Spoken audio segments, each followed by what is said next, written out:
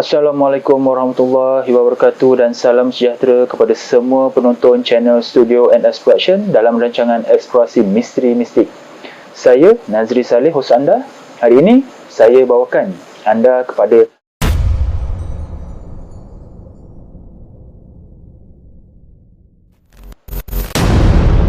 sumber maklumat yang kami perolehi dari kaedah ilmu kebatinan secara Islam, iaitu Al-Haq. Jika anda tidak suka dari sumber tersebut, sila berhenti menonton video dari channel ini. Sebelum saya teruskan video ini, bantu saya dengan tidak skip iklan ketika menonton video di channel ini. Subscribe channel ini kepada yang belum subscribe dan share video ini, semoga ramai yang akan dapat manfaat, dan pastikan anda menonton video ini sampai habis supaya anda faham secara menyeluruh berkenaan sejarah yang ingin disampaikan. Kerajaan Kesultanan Melayu Melaka terkenal sebagai pusat perdagangan dunia sekitar abad ke-15. Sebelum mengalami kemerosotan dan akhirnya mengalami keruntuhan selepas ditakluk Portugis. Pengkaji sejarah menyenaraikan pelbagai faktor keruntuhan kerajaan ini dengan penyumbang terbesar ialah faktor kelemahan dari dalam kerajaan itu sendiri. Perkembangan Melaka turut seiring dengan perkembangan ajaran Islam di alam Melayu. Pelabuhan Melaka menjadi pusat tumpuan pedagang sekaligus menarik kehadiran pedagang yang juga pendakwah Islam. Peranan pemerintah amat penting dalam memberi keizinan kepada pendakwah untuk mengembangkan agama Islam di Melaka. Terdapat catatan yang menyatakan ketika pemerintahan Sultan Alauddin Riayat Shah, Melaka amat terkenal sehingga dikunjungi lebih kurang 40,000 orang daripada pelbagai bangsa dari seluruh dunia. Bagi menggambarkan kehebatan Melaka pada ketika itu, beberapa penulis Portugis pernah membuat catatan mengenai pandangan mereka terhadap Melaka. Tom Pires menyatakan, di Pelabuhan Melaka terdapat 84 bahasa yang berlainan digunakan dalam urusan seharian. Duarte Barbosa pula berpandangan Bandar Melaka adalah pelabuhan yang terkaya dengan jumlah perdagangan borong terbesar serta perkapalan, dan perdagangannya sungguh banyak yang boleh didapati dari seluruh dunia. Status Melaka sebagai pelabuhan perdagangan dunia tidak boleh dinafikan kerana terdapat pelbagai catatan asing yang menyebut mengenainya. Pencapaian tersebut juga merupakan satu faktor yang amat dibanggakan dan menunjukkan perkembangan aktiviti kerajaan dan rakyatnya.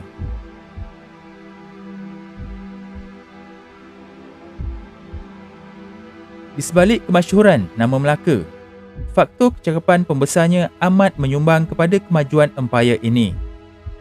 Bendahara Tun Perak dikenali sebagai seorang pembesar yang pintar dan serba boleh dalam membantu pemerintahan Sultan. Di bawah pentadbirannya sebagai bendahara, keluasan empayar Melaka semakin luas sehingga beliau dianggap sebagai pembina empayar. Peluasan jajahan takluk Melaka yang merangkumi negeri-negeri di pesisir kiri dan kanan Selat Melaka membolehkan empayar ini mengawal perdagangan di Selat Melaka dan menyebarluaskan agama Islam. Memasuki abad ke-16, apabila Sultan Alauddin Riayat Shah menyerahkan tahta kepada anaknya, Raja Mahmud, baginda kemudiannya menggunakan gelaran Sultan Mahmud Shah. Empayar Melaka pada ketika itu sudah terlalu kaya, hebat dan dilimpahi kemewahan. Sultan Mahmud membesar dalam suasana kehidupan yang senang. Baginda juga dilantik sebagai Sultan pada usia yang muda. Akibatnya, Sultan Mahmud tidak meneruskan kecemerlangan legasi yang ditinggalkan generasi terdahulu. Baginda dilihat tidak memiliki sifat-sifat terpuji seperti yang ada pada ayahanda dan nendanya. Maka, ketika pemerintahannya berlaku pelbagai konflik yang melemahkan kekuatan empayar itu sendiri dari dalam. Sultan Mahmud merupakan Sultan ke-8 Kerajaan Kesultanan Melayu Melaka yang juga merupakan Sultan dalam era kemerosotan. Selain faktor kelemahan pemerintahan dan perpecahan dalaman, faktor luaran turut menjadi manifestasi keruntuhan empayar ini secara mutlak. Mac Roberts 1984 menyatakan penulis sejarah Melayu meletakkan kesalahan kepada Sultan Mahmud Shah sebagai punca kepada kejatuhan Kerajaan Kesultanan Melayu Melaka akibat sikap dan pelbagai peristiwa negatif yang berlaku sebelum tahun 1511. Sultan Mahmud dikatakan mempunyai sikap yang tidak tekun dan konsisten dalam mempelajari agama Islam, merampas sesuka hati harta daripada orang yang tidak disukainya, serta sering berlaku tidak adil. Sultan Alauddin secara tidak langsung memberi gambaran sekiranya pemerintahan anak dianya dijalankan secara tidak adil dan terburu-buru dengan menghukum orang yang tidak bersalah. Ia adalah satu perkara yang sia-sia dan akan membawa kepada kehancuran kerajaan. Perkara ini dapat dikaitkan secara kebetulan apabila berlaku peristiwa fitnah terhadap Bendahara Tun Mutahir sehingga beliau dan keluarganya dihukum bunuh oleh Sultan Mahmud tanpa usul periksa. Perilaku dan tindakan Sultan Mahmud Shah yang mempamerkan dirinya yang bersifat pendendam, cemburu dan tidak berperi kemanusiaan apabila telah beberapa kali menyebabkan pembunuhan insan yang tidak bersalah. Bendahara Tun Mutahir merupakan salah seorang pembesarnya yang dihukum bunuh akibat rasa dendam dan termakan khabar fitnah. Bendahara Tun Mutahir mempunyai seorang anak perempuan bernama Tun Fatimah. Rupa parasnya dikatakan sangat cantik menawan pada ketika itu dalam kerajaan Melaka. Namun, Bendahara Tun Mutahir tidak memberitahu apatah lagi ingin menunjukkan Tun Fatimah kepada Sultan Mahmud. Satu ketika, apabila Sultan mendapat tahu mengenai Tun Fatimah dan telah melihat sendiri rupa parasnya, baginda berkenan untuk memperisterikan Tun Fatimah. Dalam masa yang sama, baginda berasa murka terhadap Bendahara Tun Mutahir kerana bertindak menyembunyikan Tun Fatimah daripada pengetahuannya. Apabila mengetahui Sultan berkenan kepada Tun Fatimah, Bendahara Tun Mutahir dengan segera mengahwinkan anaknya itu dengan Tun Ali yang juga merupakan anak saudaranya. Perkara tersebut telah menambah kemurkaan baginda Sultan dan menyimpan dendam terhadap Tun Mutahir. Peristiwa ini tercatat dalam karya sejarah Melayu Sulalatus Salatin pelbagai versi dan diulas kembali oleh Wilkinson 1912, 1935, C.A. 1998 dan Yusof 2015. Semasa hukuman bunuh Bendahara Tun Mutahir dan seluruh keluarganya, Tun Fatimah pula dikecualikan daripada hukuman bunuh dan kemudian dijadikan isteri kepada baginda. Ini sangat jelas sikap dan perilaku Sultan Mahmud di mana merampas hak milik orang lain dengan sesuka hati.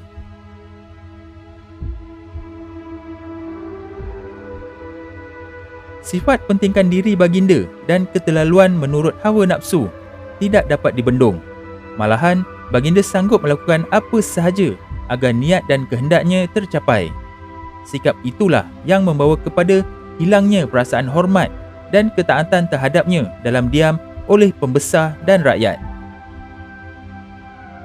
Apabila tamadun berada dalam era kegemilangan, berlaku perubahan terhadap pendekatan pemerintah yang telah mula leka dengan kesenangan.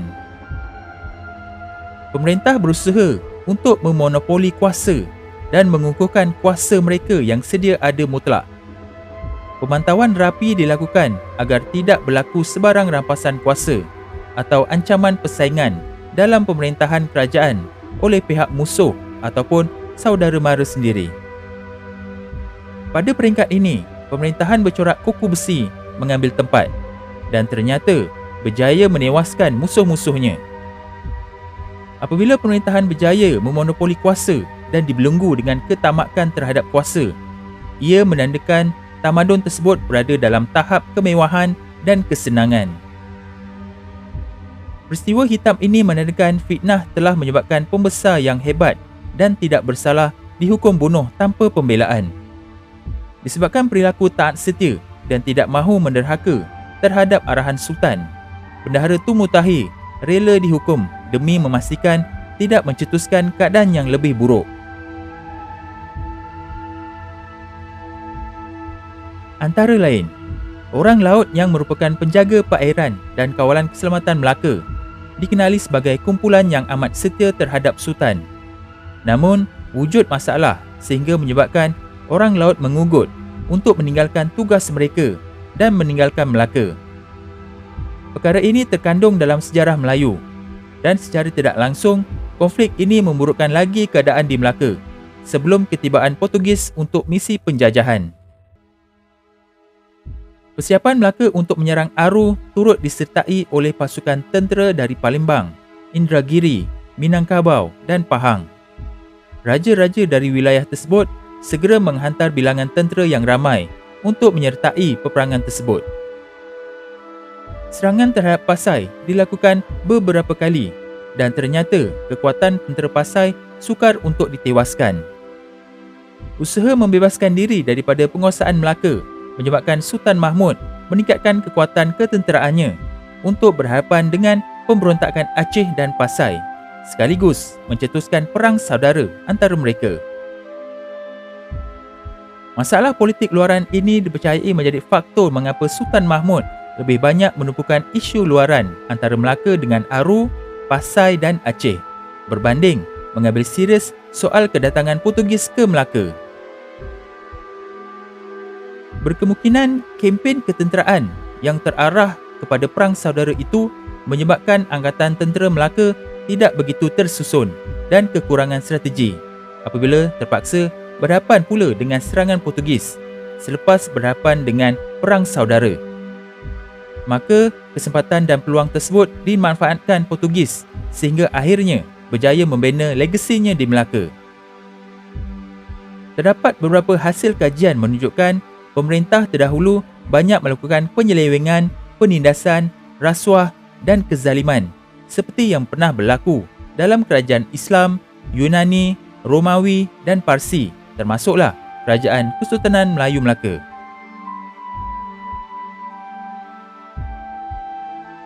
Selepas kejatuhan Melaka, Sultan Mahmud berpindah ke selatan dan mengasaskan Kesultanan Johor sebagai pusat perdagangan saingan kepada Melaka, dengan ibu kotanya di Pulau Bentan. Baginda masih menerima ufti dan kesetiaan dari kawasan-kawasan sekeliling yang diberinya sewaktu baginda masih menjadi Sultan Melaka. Sultan Mahmud Shah menjadi ketua gabungan Melayu dan berkali-kali menyerang Melaka. Pada tahun 1525, Laksamana Hang Nadim berjaya mengepung kota Formosa sehingga pihak Portugis terpaksa membuat catuan makanan dari Goa. Pada 1526, pihak Portugis membalas dengan seangkatan kapal yang besar dan memusnahkan ibu kota Bentan. Sultan Mahmud Shah berundur ke Kampar, tetapi anak-andanya Sultan Alauddin Rayat Shah II kekal di Johor dan mengembangkan Johor sebagai sebuah empayar yang berkuasa dan mencapai keunggulannya pada abad ke-18 dan 19. Seorang lagi anak anda Sultan Mahmud Shah, Sultan Muzaffar Shah, dijemput oleh orang-orang utara untuk menjadi sultan mereka dan baginda mengasaskan Kesultanan Perak pada tahun 1528.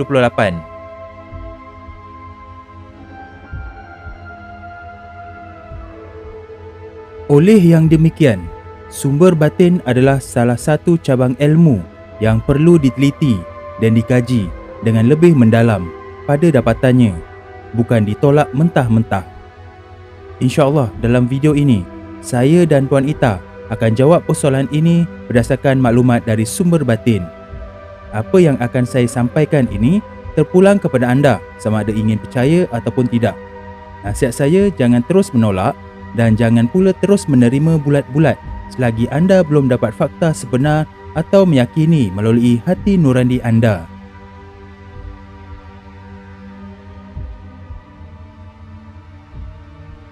Bismillahirrahmanirrahim. Persoalan sekarang, di manakah makam Sultan Mahmud Shah, Sultan Melaka yang terakhir, disemadikan? Benarkah makam di Kampar Sumatera itu adalah makam Sultan Mahmud Shah, Sultan Melaka yang terakhir. Inilah persoalan utama yang sentiasa saya terima dari orang ramai di channel YouTube ini. Bukan mudah untuk mencari dan kenal pasti, tetapi berkat doa dan kesabaran, akhirnya Allah temukan dengan makam baginda. Pada mulanya saya dikongsikan dengan beberapa gambar di satu kawasan makam yang terletak di Bentan dari seorang subscriber channel ini.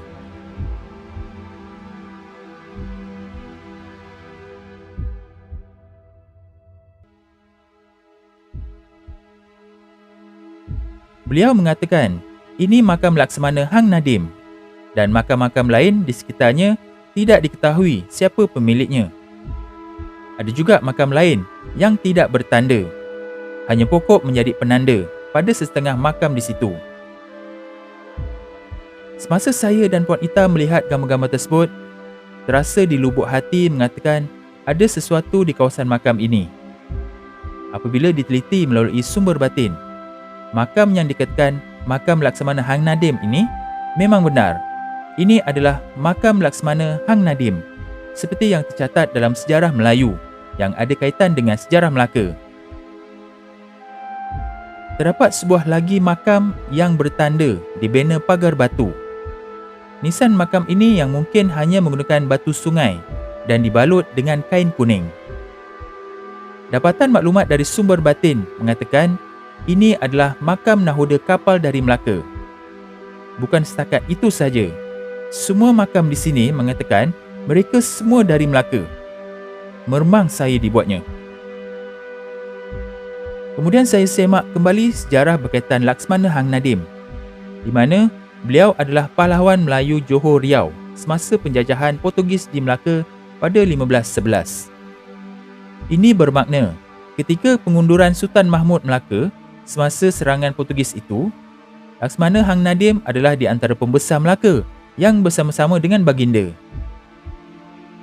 Ini dikuatkan lagi dengan sejarah serangan susulan di mana Laksamana Hang Nadim berjaya mengepung kota Formosa sehingga pihak Portugis terpaksa membuat catuan makanan dari gua pada tahun 1525. Laksamana Hang Nadim tidak akan buat tindakan tanpa arahan dari seorang sultan. Saya percaya arahan serangan tersebut diperintahkan kepadanya oleh Sultan Mahmud. Berdasarkan catatan sejarah tadi, saya meyakini bahawa dalam kawasan makam ini mungkin ada makam Sultan Mahmud. Saya pasti Laksamana Hang Nadim tidak akan berpisah dengan Sultan Mahmud atas dasar kesetiaan kepada raja.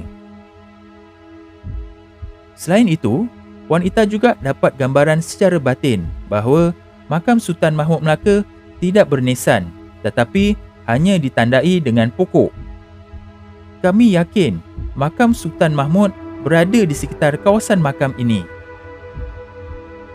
Kami ambil masa beberapa hari untuk mendapatkan kepastian dengan berdoa kepada Allah dan kami berbincang bersama atas keupayaan masing-masing. Akhirnya, kami dapat mengenal pasti lokasi sebenar makam Sultan Mahmud Shah, Sultan Melaka yang terakhir. Makam baginda sebenarnya betul-betul berada di sebelah makam Laksamana Hang Nadim. Pokok inilah yang ditandai sebagai nisan baginda. Subhanallah, Alhamdulillah, semua atas izin Allah. Saya sangat terharu dengan penemuan makam Sultan Mahmud ini kerana di akhir hayatnya, baginda bagaikan seorang pelarian yang sudah tiada apa-apa lagi sehingga terpaksa menyembunyikan diri. Sehinggalah kemangkatan baginda pun, baginda masih menyembunyikan makamnya. Tidak diletakkan batu nisan, hanya pokok sebagai tanda. Soalan seterusnya ialah, makam siapa pula di Kampar Sumatera? Dalam sejarah menyatakan bahawa Sultan Mahmud mangkat di Kampar Sumatera. Baik, mari saya jelaskan perkara yang sebenarnya, insya-Allah. Pada penelitian kami secara batin, makam di Kampar Sumatera yang bernisan Aceh ini adalah makam Sultan Mahmud, Sultan Samudra Pasai yang ke-12, memerintah dari 1466 sehingga 1468. Makam baginda di situ kerana pemerintahannya ada komplot untuk menjatuhkannya. Bimbang akan keselamatannya, baginda telah berundur dan menyembunyikan diri ke kawasan Kampar sehinggalah baginda wafat di situ. Kami juga mendapatkan maklumat batin dari makam Tun Sri Lanang di Aceh kerana beliau adalah penulis Sulalatus Salatin iaitu sejarah Melayu.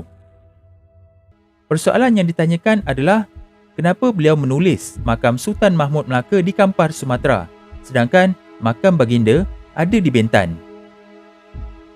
Jawapan dari makam Tun Sri Lanang adalah beliau menulis berdasarkan cakap mulut orang semata-mata tanpa membuat kajian terlebih dahulu. Apa yang orang kata, itulah yang akan ditulis dalam Sulalatus Salatin. Kalau perkara itu betul, betul lah. Kalau salah, salahlah. Secara peribadi, saya meyakini bahawa makam Sultan Mahmud Shah, Sultan Melaka terakhir, berada di Bintan berdasarkan penerangan saya tadi. Semoga apa yang saya sampaikan ini mendapat perhatian dari semua pihak untuk menilai dan meneliti kembali perkara ini. Dengan penemuan makam Sultan Mahmud Melaka ini dapat merungkai kebenaran dan diharap makam baginda, Laksmana Hang Nadim dan makam di sekitaran juga dipelihara dengan baik sampai bila-bila. Amin.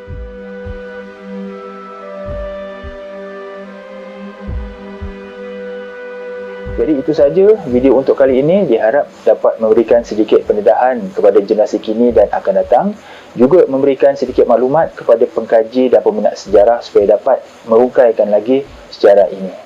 Jangan lupa sertai ahli member channel Eksplorasi Misteri Mistik ini dengan klik pada butang join di bawah video ini atau klik link pada ruangan description. Terdapat 4 pilihan peringkat package yang disediakan. Untuk penerangan lanjut, sila klik join sekarang dan anda akan dibawa kepada video penerangan berkenaan package-package tersebut. Anda juga boleh bantu saya dengan membeli baju Eksplorasi Misteri Mistik ini di Shopee untuk saya mengumpul sedikit dana bagi meneruskan rancangan Eksplorasi Misteri Mistik ini. Tanpa sokongan anda sukar untuk saya teruskan program ini. Dapatkan maklumat lanjut berkenaan pembelian pada bahagian description di bawah video ini.